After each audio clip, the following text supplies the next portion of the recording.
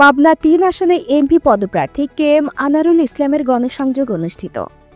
পাবনা ৩ আসনে এমপি পদপ্রার্থী ও সাবেক এমপি কে এম আনারুল ইসলামের নেতৃত্বে গণসংযোগ অনুষ্ঠিত হয়েছে।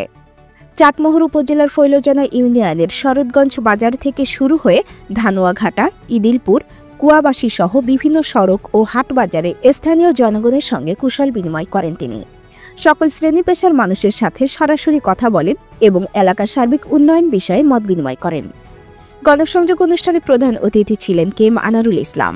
এ সময় আরও উপস্থিত ছিলেন মোহাম্মদ আব্দুল মান্নান, সাবেক সাধারণ সম্পাদক ফৈলজানা ইউনিয়ন বিএনপি, মোহাম্মদ সাইফুল ইসলাম, যুগ্ম সাধারণ সম্পাদক Foiljana union BNP, Mohammad Shahidul Islam, Foiljana union BNP, Mohammad দুলাল মাস্টার, ফৈলজানা ইউনিয়ন বিএনপি।